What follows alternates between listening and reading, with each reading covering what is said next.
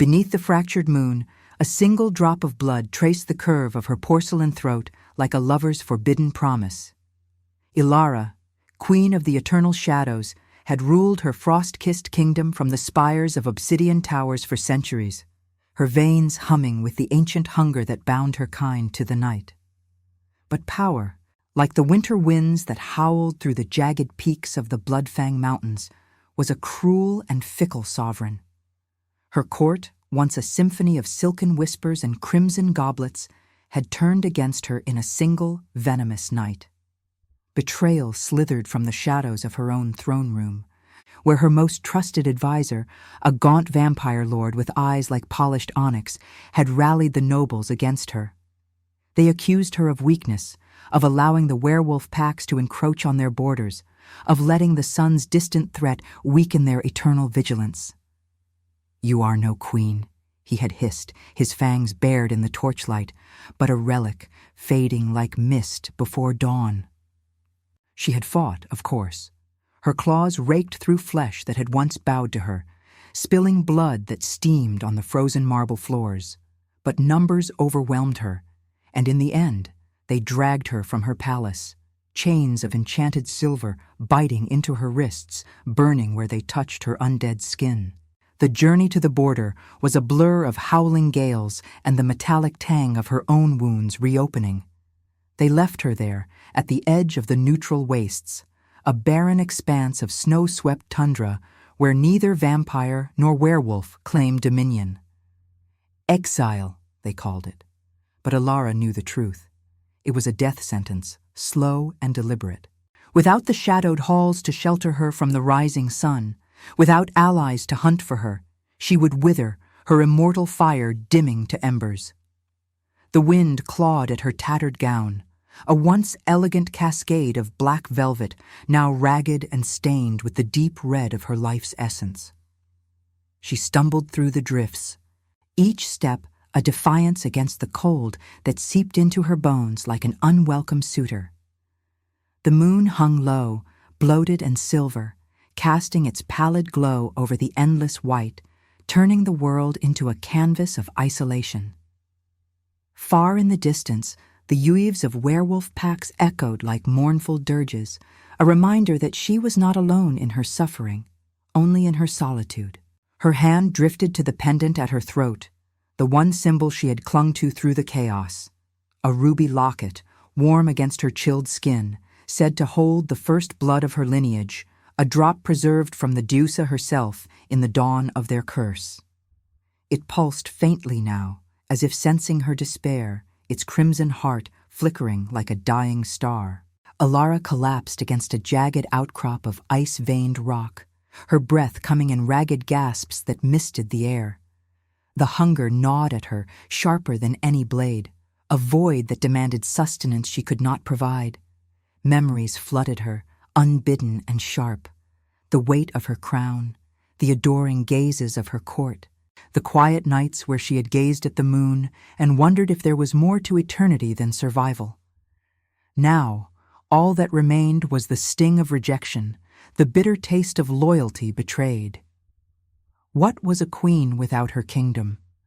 A shadow, adrift in the storm. As the first hints of false dawn bruised the horizon, gray fingers creeping over the peaks, Ilara curled into herself, the snow cradling her like a traitorous embrace, the ruby locket pressed against her chest, its warmth a mocking comfort. She closed her eyes, willing the darkness to claim her fully, to end the ache that no blood could sate. But the wind shifted, carrying on its breath the distant crackle of fire and the low rumble of something, someone, approaching through the white veil. A shadow detached from the tree line, massive and cloaked in fur-trimmed leather, his silhouette etched against the moonlight like a predator born of the night itself. He moved with the grace of a hunter, but there was a limp to his stride, a hesitation that spoke of wounds not yet healed. The air thickened with the scent of pine and musk, mingled with the coppery edge of fresh blood. Wolf's blood, she realized with a start. Her senses, dulled by exhaustion, sharpened instinctively, fangs aching as the predator's aura washed over her. He was no vampire. The wild, untamed energy marked him as one of them, an alpha, perhaps, from the packs that prowled these borders. His eyes, when they met hers through the swirling snow, gleamed with the gold of a full moon's fire, haunted and fierce. Ilara tensed, her body coiling like a spring despite the chains that still bound her. Who was this intruder in her exile? Friend, foe, or something far more dangerous, a temptation wrapped in enigma? The ruby locket warmed against her skin, as if awakening to his presence, its pulse syncing with the distant howls that now seemed to call his name. She rose unsteadily, the wind whipping her hair like black banners of war, and faced him under the watchful eye of the moon. In that moment, amid the frozen desolation, she felt the stirrings of something ancient, a connection forged not in alliance, but in the raw necessity of survival.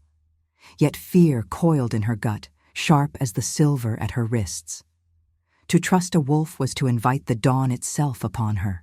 He stopped a few paces away, his breath visible in the frigid air, broad shoulders heaving as if he carried the weight of unseen battles.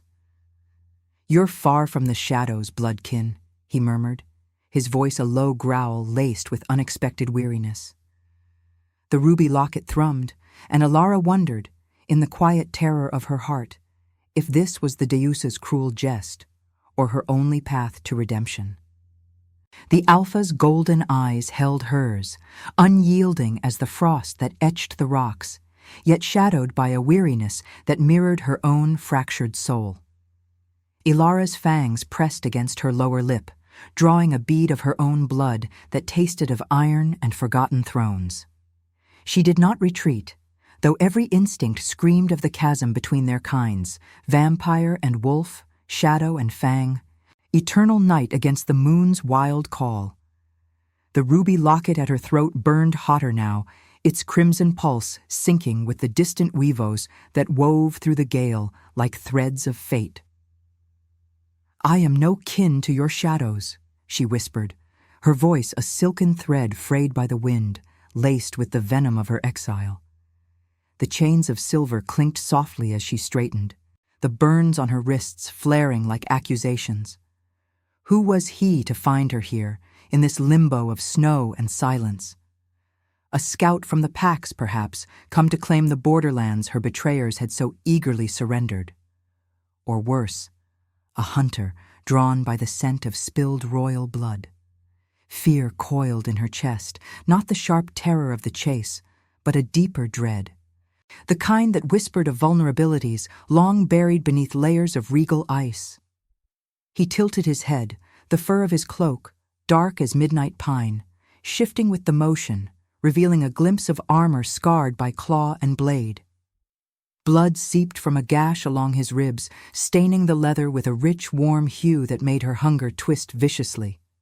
Yet he made no move to attack, only lowered himself to one knee in the snow, his breath ragged plumes in the freezing air. Then what brings a queen to the wastes? His words rumbled like thunder trapped in a cavern, not mocking, but probing, as if her presence unraveled some thread in his own tangled destiny. Up close, she saw the weight he carried, lines etched deep around those luminous eyes, a jaw clenched against pains unseen. An alpha, yes. His aura thrummed with the raw power of command, but broken, like a crown cast into the storm. Ilara's gaze flickered to the wound, the metallic tang mingling with the crisp bite of snow, stirring memories she dared not face. Centuries ago, in the shadowed halls of her palace, she had known alliances forged in blood and deception. Whispers of a wolf king who had come as envoy, his seduction a velvet trap woven under the guise of peace.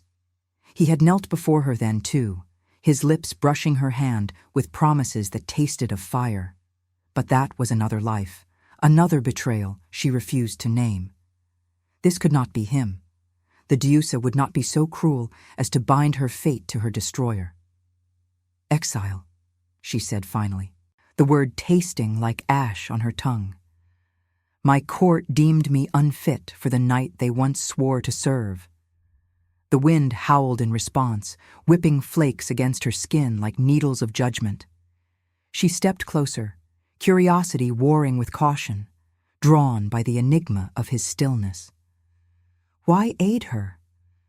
Wolves despised her kind, saw them as parasites leeching the moon's true children.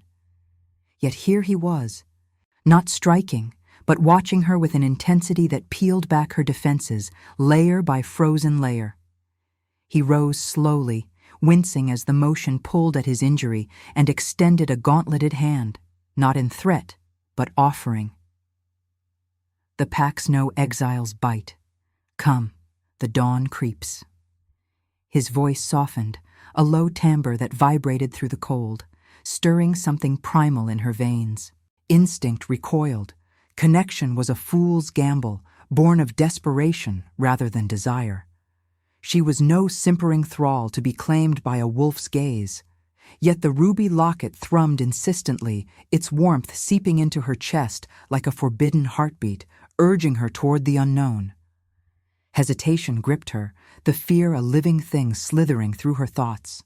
To follow was to invite ruin. His blood might sate her now, but at what cost? The curiosity, though, was a spark in the void, flickering against the despair of her solitude. What strength was there in dying alone, when the moon itself seemed to witness this crossroads? She placed her hand in his, the leather rough against her chilled fingers, and felt the jolt of it. Not just warmth, but a current, ancient and electric, like the first drop of blood awakening the undead. He led her through the swirling white, his limp more pronounced now, each step crunching the snow into submission. The tree line loomed ahead, dark sentinels cloaked in ice, where a faint glow promised shelter. A campfire's defiant heart against the encroaching gray. Weavos rose again, closer this time, laced with urgency, as if the packs mourned or hunted. "They call for me," he murmured over his shoulder, his profile sharp against the moonlight. A king in flight from his own throne. Ilara's breath caught, the pieces shifting in her mind like shards of broken glass. A king. The word evoked ghosts. The one who had whispered seductions in her ear, promising unity between shadows and fangs, only to unravel her realm from within. Guilt shadowed his eyes now, a melancholy veil that spoke of duties betrayed, of a heart scarred deeper than any claw. The connection deepened against her will, instinctive and denied, blooming from the soil of shared ruin. Fear whispered of traps, but curiosity held her hand fast, pulling her into the fire's embrace. As they reached the camp, flames crackling like laughter in the night, he released her, the absence of his touch a sudden chill. The ruby locket cooled slightly, as if sated for the moment, but Ilara felt the stirrings of a bond she could not yet name, a thread woven of blood and moon, fragile as the first thaw. And now, I invite you to leave a trace of your presence in the comments. Tell us where in the world you're watching from, and the exact hour you hear this story. We wish to know how far these northern confessions travel, and at what moments of the night they find you. The fire's glow danced across the frozen clearing like veins of molten gold, casting long shadows that twisted among the ancient pines. Ilara stood at the edge of the makeshift camp, the ruby locket a steady thrum against her skin, its warmth now a quiet anchor in the storm of her thoughts. The Alpha, Kyle he had named himself in a murmur as they approached, stirred the flames with a gnarled branch, sparks rising like fleeting prayers into the night. His cloak hung heavy on his shoulders, soaked with snow and blood. But he moved with deliberate care, as if every motion was a negotiation with his own frailty. She watched him from the shelter of a low-hanging bough, the silver chains still biting into her wrists, a constant reminder of her fall. The air hummed with the scent of burning pine and the faint, underlying musk of his wound, a temptation she forced herself to ignore. Hunger clawed at her edges, not the ravenous void of before, but a subtler ache intertwined with the enigma of his presence. Why had he not struck? A wolf king, exiled from his throne, should see her as prey, not companion. Yet here they were, two shadows bound by the moon's indifferent gaze, the distant weavos a chorus of judgment or warning. Kyle glanced up, his golden eyes catching the firelight, softening the hard lines of his face. "Sit," he said, gesturing to a log half buried in snow, his voice a low rumble that cut through the wind's wail. "The cold claims what the dawn cannot." There was no command in it, only weariness, the kind that came from carrying ghosts heavier than any crown. Ilara hesitated, her body thrumming with the instinctual wariness of her kind. Trust was a blade turned inward. But the ruby locket pulsed, sinking with the crackle of the flames, and she lowered herself onto the wood, the chill seeping through her tattered gown like fingers of doubt. He tended his wound then, peeling back the leather to reveal a gash that wept crimson, the edges ragged from claw or fang. Blood, warm and vital, filled the air, and Ilara's fangs ached, her vision sharpening to the rhythmic drip against the snow. She turned away, focusing on the fire's hypnotic sway, but he noticed, his movements pausing. "It calls to you," he observed, not with accusation, but a quiet understanding that pierced her defenses. "The hunger. I've known it in my own way, the pull of the moon when it demands sacrifice." She met his gaze, the fire painting his features in flickering reds and golds, illuminating the scar that traced his jaw like a map of old betrayals. "You know nothing of it," she replied, her voice a silken edge honed by centuries of command. "Your blood runs hot with life. Mine is a curse, eternal and insatiable." Yet even as she spoke, empathy stirred unbidden, a flicker in the void. His eyes held the same hollow echo she felt, the weight of thrones lost to treachery. What battles had scarred him so?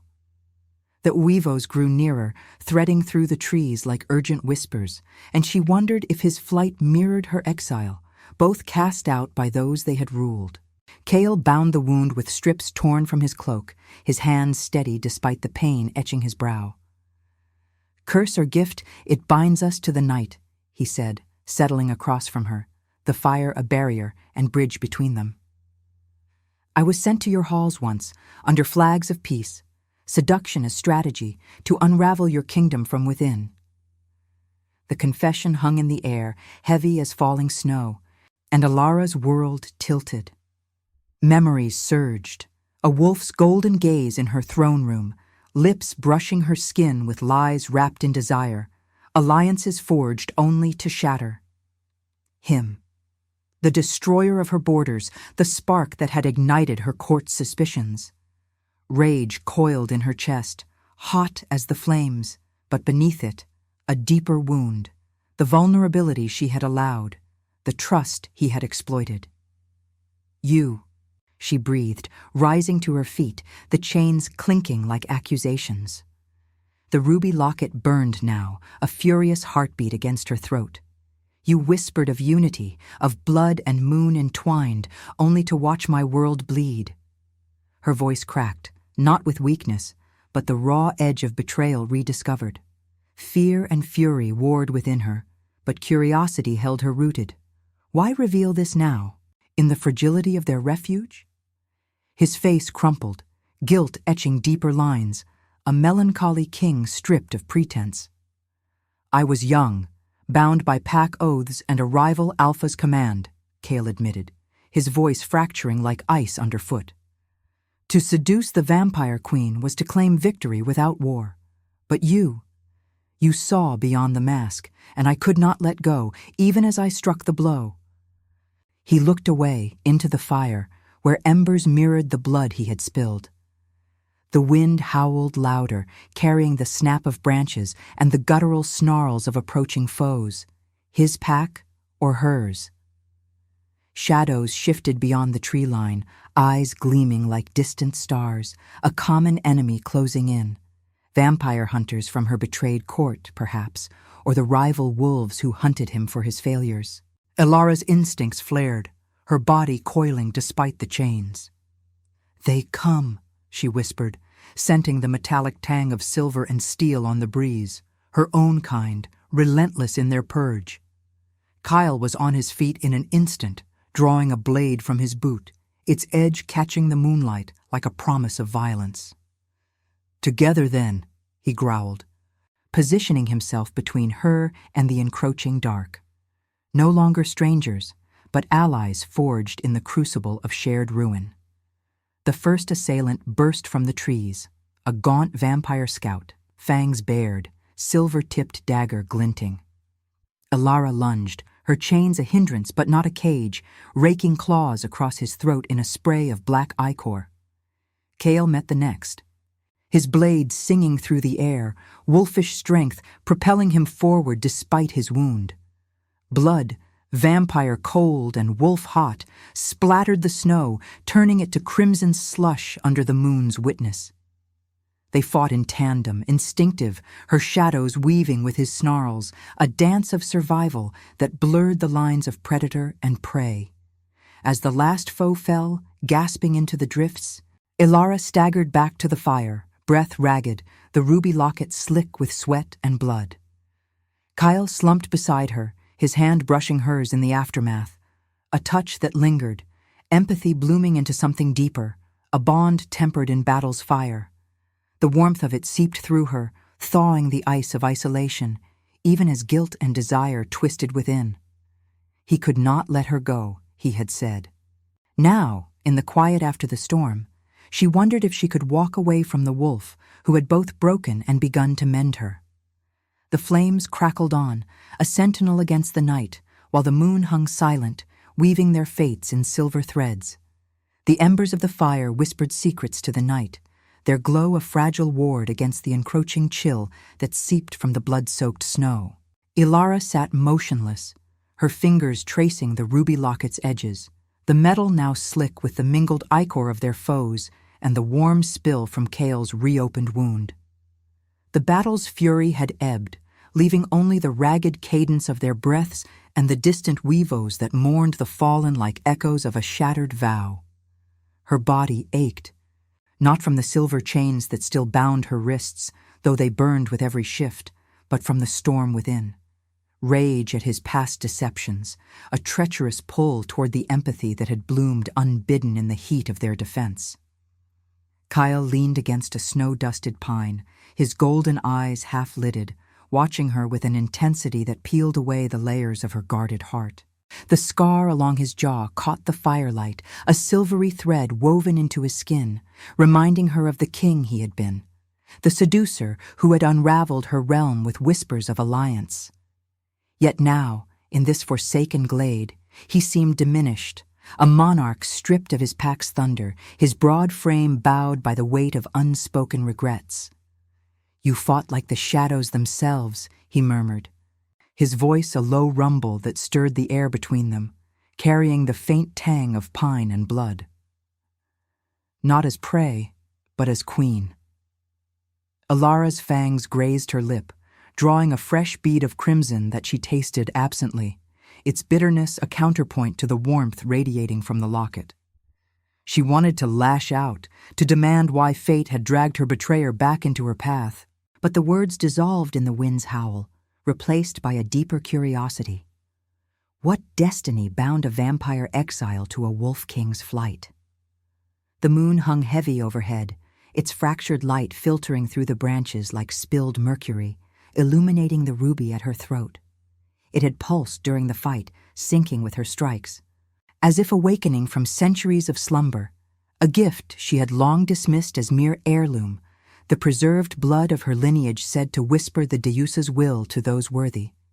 She rose, the snow crunching beneath her bare feet, and approached him, the chains clinking softly like chains of judgment. Kneeling beside Kyle, she extended a hand, hesitation coiling in her veins like frost. His wound gaped beneath the makeshift bandage, the flesh torn and feverish, a testament to the battles he fled. "Let me see," she said, her voice silken yet edged with command, born of thrones long lost. He did not flinch as she peeled back the cloth, exposing the raw edges where wolf blood welled dark and vital. Hunger stirred again, sharper now, but something else rose with it. A compulsion, ancient and insistent, drawing her closer. The ruby locket thrummed against her chest, its heat spreading through her like liquid fire, sinking with the erratic beat she sensed in him, not his heart, but something deeper, a curse woven into his alpha's soul. Ilara's vision blurred, the world tilting as the locket's crimson core flared, illuminating the glade in a pulse of ethereal red. Memories not her own flooded her. Visions of Kale's past, sharp as shattered ice. She saw him in the shadowed halls of her palace, young and oath-bound, his seduction a poisoned chalice offered under a rival's command. But beneath the deception, a flicker of truth, a genuine awe for her strength, a guilt that had festered like an untreated wound, driving him to exile when his pact demanded her total destruction. Gasping, Ilara pulled back, but the connection held, the locket's power manifesting in tendrils of shadow that coiled from her fingertips, weaving into his injury. They were no mere illusions. She felt it, the gift awakening, a hidden dominion over blood's essence, the Deusa's boon to her bloodline, long dormant in the isolation of rule. The shadows drank the poison from his wound, knitting flesh with threads of night, the pain easing from his features as crimson light bloomed and faded. Kale's eyes widened, golden fire meeting her startled gaze, realization dawning like the moon breaking through clouds. "You," he breathed, his hand covering hers where it rested on his chest. The touch electric, sending tremors through her undead core. The locket, it's no trinket. It binds fates, reveals truths buried in blood. He sat up straighter, the weariness lifting as if her touch had siphoned the shadows from his spirit. In that moment, the visions shifted, showing her their intertwined path, not destruction, but redemption. Her gift, the Pathfinder's echo in vampire lore, a seer of destinies, healer of the moon cursed, could unite the fractured packs and shadows, mending the rifts his betrayal had widened. She was the key, not to his ruin, but to breaking the rival Alpha's hold, the one who had forced his hand centuries ago, cursing him with endless guilt. Ilara recoiled, the chains pulling taut, fear and wonder warring in her breast. This power, once whispered in ancient tomes as the Deusa's favor to outcasts, had lain hidden, surfacing now in her deepest despair. To embrace it meant vulnerability, tying her essence to his, a wolf who had shattered her kingdom. Yet the locket's warmth lingered, a spiritual tether, urging her toward the revelation's promise. Love as proof, not prize, forged in the fires of shared wounds. The wind carried fresh weavos, closer, laced with the snarls of pursuit, but Kale's gaze held her fast, melancholy yielding to fierce determination. "You're the revelation I fled," he said, his voice fracturing with emotion, fingers tightening around hers. "The one who can free me from this guilt, and perhaps heal what I broke in you."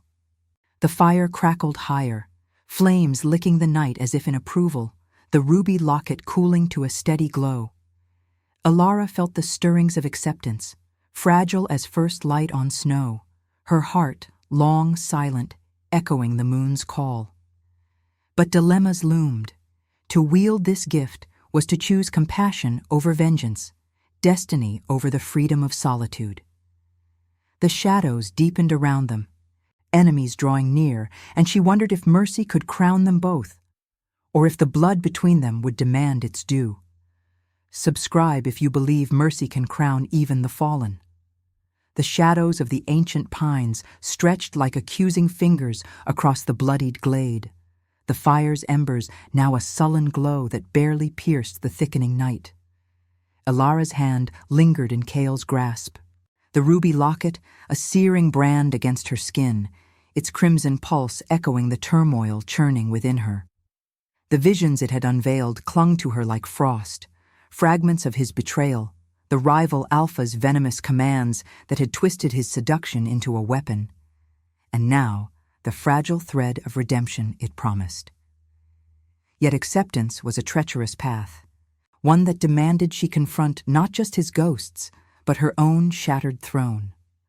The wind howled through the branches, carrying the acrid scent of approaching smoke and steel, the weavos swelling into a cacophony of snarls and war cries. They were no longer distant echoes. The past had come to claim its due. Kyle released her abruptly, rising with a wolfish grace that belied his healing wound, his golden eyes scanning the tree line where crimson eyes gleamed like embers in the dark. "They've found us," he growled, the melancholy in his voice hardening into resolve, a king's command resurfacing from the depths of exile. Ilara felt the locket thrum in warning, its warmth spreading through her veins like liquid fire, sharpening her senses to the metallic tang of silver blades and the feral musk of encroaching packs. Her betrayers from the court, those gaunt nobles who had cast her out, had allied with the rival Alpha, Thorn, the one whose shadow had loomed over Kale's youth. Thorn, with his iron grip on the Bloodfang packs, had long hungered for the vampire lands, using Kyle's infiltration as the spark to ignite endless border wars. Now, in her vulnerability, they converged, a tide of vengeance and ambition crashing upon their fragile refuge. She stood beside him, the silver chains at her wrists a mocking weight, their burns flaring as she summoned the shadows that now answered her call. The locket's gift pulsed within her, not just a healer of flesh, but a weaver of truths, revealing the web of treachery that bound them all. "Thorn leads them," she murmured, her voice a silken thread laced with ice, the visions granting her glimpses of the rival's advance. His massive form cloaked in iron-ringed fur, flanked by vampire turncoats whose eyes burned with fanatic zeal. Her former advisor, the onyx-eyed lord who had whispered poison in her throne room, rode at his side, his betrayal complete in this unholy pact. Rage coiled in Ilara's chest, hot and unyielding, but beneath it, the moral crossroads loomed. Forgive the wolf who had wounded her, or wield her power to unleash war's full fury, dooming them both to cycles of blood. The first wave burst from the trees like a storm of fangs and claws, Thorn's wolves lunging with guttural roars, their breaths plumes of frost in the lunar light. Silver-tipped arrows whistled through the air, one grazing Kale's shoulder, drawing a fresh line of crimson that steamed on the snow. He met them head-on, his blade a blur of ancient steel, felling two with savage precision, his body a whirlwind of muscle and moonlight. Ilara moved in tandem, her shadows uncoiling from the locket like living tendrils, ensnaring a vampire assailant mid-leap, draining his essence until he crumpled, withered, and still. The air thickened with the symphony of violence, the crunch of bone under paw, the wet tear of flesh, the ragged gasps of the dying. Blood, hot wolf vitae and cold undead ichor, splattered the white drifts, turning the glade into a canvas of red and silver under the moon's unblinking eye. Thorn emerged from the fray like a specter of iron and fury, his form towering, eyes blazing with the gold of unchecked dominance. At his side slithered her advisor, Vesper, his gaunt features twisted in triumph, fangs gleaming as he brandished a chain of enchanted silver longer than her own. "The fallen queen and her traitorous cur," Vesper hissed, his voice a venomous rasp that cut through the chaos, "united in delusion. Your shadows wane, Ilara. Join us, or perish with the wolf who doomed you." Thorn's laugh rumbled like thunder over the peaks, his gaze locking on Kyle with predatory glee. "You fled my command once, Pup King, seducing instead of slaying. Now witness the unity you failed to forge, my packs and her shadows crushing all who stand against us." Kyle staggered under a blow from Thorn's massive paw, blood trickling from his split lip, but his eyes burned with defiant fire. "Your unity is chains, Thorn, oaths that twist honor into slaughter. I broke her kingdom on your word, but I won't let you break her spirit." The word struck Alara like a blade, stirring the locket's visions anew. Flashes of Kyle's youth, bound by pack loyalty, his seduction born of desperation to avert greater war, only to ignite the very inferno he feared. Guilt shadowed his features, a melancholy king facing the architect of his curse. Yet in his stance, she saw the ethical core that had drawn her once, a warrior who chose mercy where power demanded cruelty. Alara's heart, long a silent vault, pounded with the weight of choice. Freedom whispered of vengeance. Unleash the locket's full might, turn the shadows against them all, reclaim her throne in rivers of blood, leaving Kale to his fate. Or love, resisted and rationalized through centuries of isolation, demanded forgiveness, a union that could shatter Thorn's hold, healing the rifts with her gift's light. The advisor lunged at her, chains whipping like serpents, but she dodged, shadows flaring to bind his limbs. Thorn charged Kyle, claws raking deep gashes across his chest, forcing him to his knees in the crimson snow. The moon hung low, its fractured light bathing the scene in silver judgment, the wind carrying weavos that mourned the soul-deep wounds of betrayal. In that visceral storm, Alara felt the locket surge, its ruby core illuminating the truth. Strength was not in domination, but in choosing compassion amid the carnage. "Enough," she commanded, her voice echoing with the Deusa's ancient timbre, shadows exploding outward in a dome of night that halted the fray. Thorn recoiled, snarling, as the tendrils pierced his defenses, siphoning not life, but the curse of his ambition. The rival's hold on the packs, the lies that fueled Vesper's treason. Visions assailed them all, the advisor's envy, Thorn's fear of a united night, Kale's hidden loyalty to a greater peace. The air hummed with spiritual revelation, the blood on the snow steaming as if purified. Thorn fell back, his form shuddering, the iron in his gaze cracking under the weight of exposed guilt. Vesper writhed, his whispers silenced, collapsing into the drifts as shadows reclaimed his stolen power. But the choice lingered, a ethical precipice. Pardon them, forging a fragile alliance, or let war consume the remnants, claiming her liberty at the cost of souls. Kyle rose, bloodied but unbroken, his hand seeking hers amid the settling silence, the touch a tether of potential redemption. Alara met his eyes, the locket cooling to a steady warmth, her spirit torn between the freedom of solitude and the redemptive fire of union. The moon watched, silent arbiter, as the first hints of dawn bruised the horizon, demanding her verdict in the hush of blood and breath. The dawn's bruised fingers clawed at the horizon, painting the bloodied glade in hues of reluctant gray, as if the sky itself recoiled from the night's revelations. Alara stood at the epicenter of the shadowed dome she had woven, its tendrils now dissolving like mist before the sun's inexorable advance, leaving the air heavy with the scent of scorched pine and purified ichor.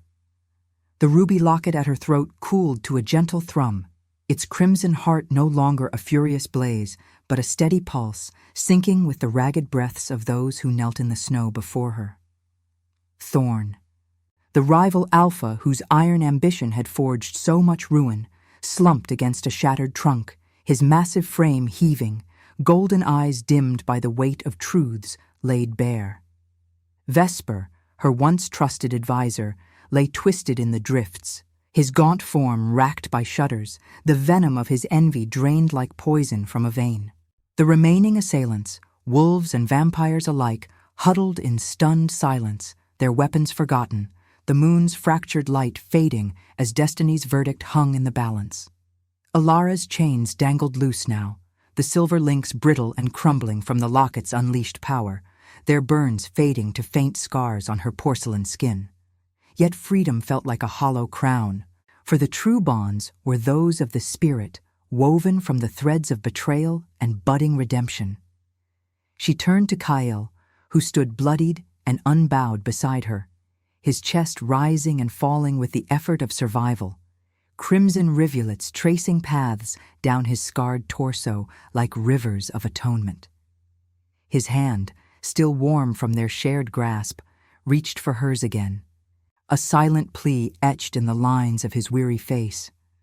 The wind whispered through the pines, carrying the faint weavos of distant packs, mourners or messengers she could no longer tell, as the first rays of false light kissed the treetops, threatening to unravel her undead essence. In that suspended breath, the weight of choice pressed upon her like the mountains themselves. The visions from the locket lingered, vivid and unrelenting. Thorn's youth, twisted by a father's brutal legacy into a tyrant who saw unity only through conquest. Vesper's whispers, born not of loyalty, but a festering fear of her growing isolation. His betrayal, a desperate bid to preserve the Shadow's fragile order. And Kale, her seducer, her destroyer, whose guilt had been a living curse, driving him from his throne, not in cowardice, but in refusal to complete the slaughter Thorn demanded. He had spared her life that fateful night in her palace, whispering warnings in the dark before fleeing, his heart ensnared by the very queen he was meant to topple. Love, resisted through centuries of rationalization, had bloomed in him then, a forbidden fire that now mirrored the empathy stirring in her veins. To unleash vengeance would reclaim her throne in solitude, a queen of ashes and echoes, her gift a weapon that devoured as it healed. But to choose union, to forgive, to bind their fates, was to embrace sacrifice, curing the wounds of both realms at the cost of her unyielding independence. "What is strength?" Alara murmured, her voice a silken echo amid the settling silence. "If not choosing mercy when blood demands retribution?" The words hung poetic and profound, drawn from the Deusa's ancient lore that now coursed through her like awakened blood. Thorn lifted his head, his snarl fracturing into something raw, almost pleading, the iron mask of his dominance cracking under the spiritual onslaught. "Mercy is weakness," he rasped, but his voice lacked conviction. The curse of his ambition siphoned away, leaving only the hollow king beneath. Vesper stirred, his onyx eyes meeting hers with fractured remorse, the advisor's schemes exposed as the desperate flailings of a shadow afraid of eclipse. Kale's grip tightened, his golden eyes locking onto hers with a melancholy depth that pierced her core. "You've seen it all, the boy I was, oath-bound and blind. I can't let you go, Alara, not because of the seduction's lie, but because in you, I found the redemption I fled." His words trembled on the wind, laced with the raw vulnerability of a wolf king stripped bare, his free hand brushing the ruby locket, igniting a final spark of warmth that spread through them both. The connection was visceral now, no longer instinctive denial, but accepted truth. Her gift, the Pathfinder's echo, could weave their worlds together, healing the rifts with threads of shared blood and moonlight. Yet it demanded her surrender, not to him, but to the destiny that bound exile to exile, rejection to rebirth. The sun's edge crested the peaks, its light a golden dagger threatening to sear her skin, and Alara felt the pull of the wild unknown. Freedom whispered of flight, of vanishing into the eternal night alone, her power a solitary flame. But the locket's pulse urged otherwise, a spiritual call to union, where love proved itself not as reward, but as the forge of true sovereignty. With a breath that misted the air like a vow, she extended her shadows once more, not in destruction, but in embrace. Tendrils of night coiled toward Thorn and Vesper, not to drain but to mend, infusing them with visions of a united realm. Packs and shadows allied under the moon's impartial gaze, borders dissolved in mutual vigilance against greater threats, the encroaching human hunters. The sun's relentless march. Thorn bowed his head, a low rumble escaping his throat, not defiance, but submission, the rival's ambition yielding to the Deusa's revelation. Vesper rose unsteadily, his eyes clearing, the advisor's poison transmuted into reluctant fealty. The glade stirred with tentative howls, the packs shifting from pursuit to allegiance, as Ilara's gift knit the fractures, her essence a bridge between fang and claw. Kyle pulled her close, his warmth a bulwark against the dawn, their foreheads touching in a moment of profound tenderness born from pain. "Together," he whispered, his breath mingling with hers, the scent of blood and pine a testament to their shared rebirth.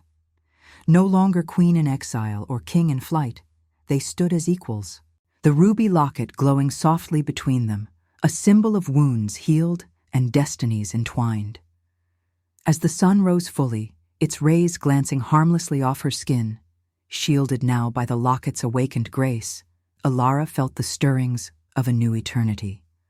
Sacrifice had come, not in death, but in the yielding of isolation, cure in the forgiveness that freed them all, union in the love that transcended hierarchies, proving itself through the fires of trial. The wind softened, carrying the moon's fading echo across the mountains, a promise of nights to come where redemption reigned over ruin. In the hush of that renascent dawn, two souls, once broken by betrayal, claimed their thrones anew, not of ice and iron, but of compassionate light. If your heart beat alongside ours, comment and subscribe, because every soul that joins our moon keeps the flame of redemption alive.